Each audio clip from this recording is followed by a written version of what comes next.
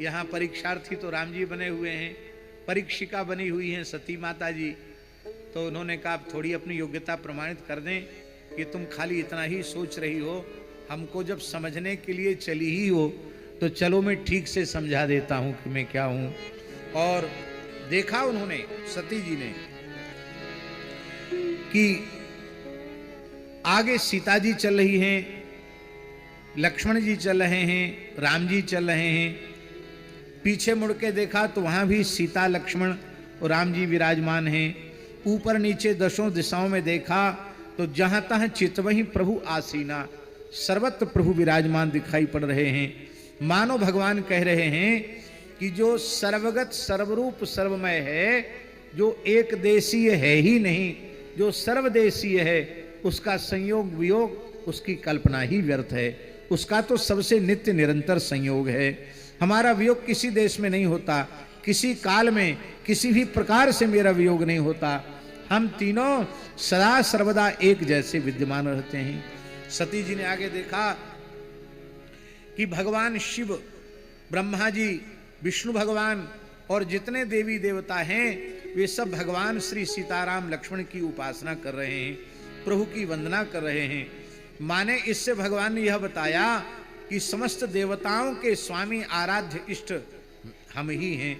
प्रभु ने कहा जब हमारे सेवकों को स्त्री का वियोग नहीं होता, क्योंकि ब्रह्मा जी ब्रह्माणी के साथ, विष्णु भगवान उमा रमा जी के साथ, शिव जी उमा जी के साथ, तो हमारा अपनी प्रियतमा जानकी से वियोग कैसे हो सकता है।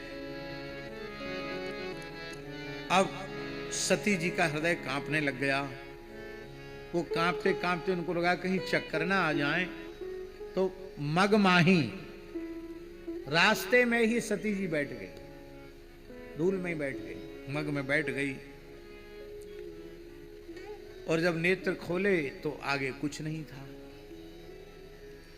तब हृदय कंप तन सुधि कछु नाही, नयन बुबे मुदी बैठी मगमान। हृदय कंप तन सुधि कछु नाही, नयन बुदी बैठी मगमान। बहुरी बिलो के नयन उघारी, कछु न दिखता दक्ष कुमारी। बहुरी बिलो के नयन उघारी, कछु न दिखता दक्ष कुमारी। कुछ नहीं दिखाई पड़ा। सती जी शंकर जी के पास गई। शंकर जी ने कहा परीक्षा लेकर के आई। गई समीप महेश तब, हंसी पूछी कुशलात, लीन परीक्षा कवन विधि, कहु सत्य सब बात। सारी बात सच्ची सच्ची कह दो, कैसे परीक्षा ली। कछु ना परीक्षा लीन गुसाई, कछु ना परीक्षा लीन गुसाई, कीन्ह प्रणाम तुम्हारी नाई, कीन्ह प्रणाम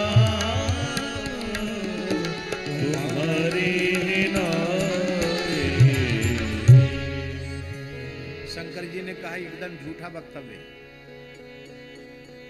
हमारे जैसे प्रणाम करती तो प्रेम के लक्षण श्रीअंग पर दिखाई पड़ते, लेकिन भय उद्वेग के चिन्ह दिखाई पड़ रहे हैं। इससे सिद्ध होता है कि तुम अपराध करके आई हो। अपराध बोध का भाव तुम्हारे स्वरूप से स्पष्ट दिखाई पड़ रहा है।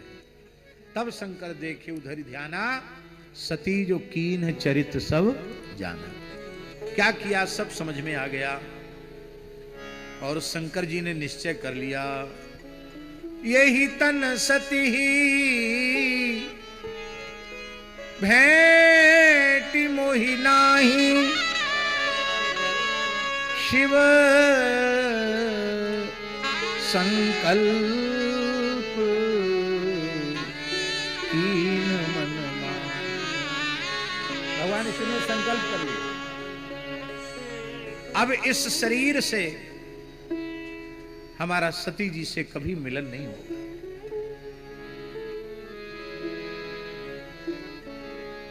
आहा,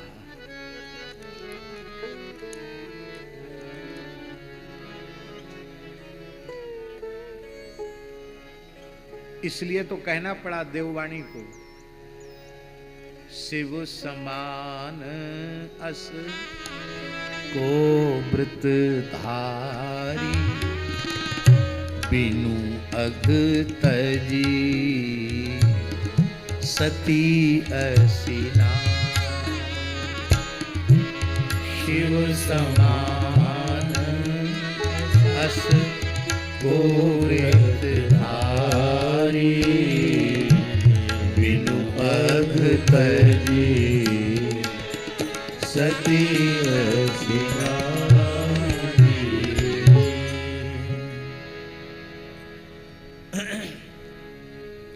नाटक में कोई रावण बन गया तो रावण हो जाता है क्या? कंस बन गया तो क्या कंस हो जाता है क्या? नाटक में तो कोई कुछ भी बन जाता है। नाटक में पुरुष ही स्त्री बन जाते हैं तो क्या पुरुष स्त्री हो जाते हैं क्या? नाटक में स्त्रियां पुरुष बन जाती हैं।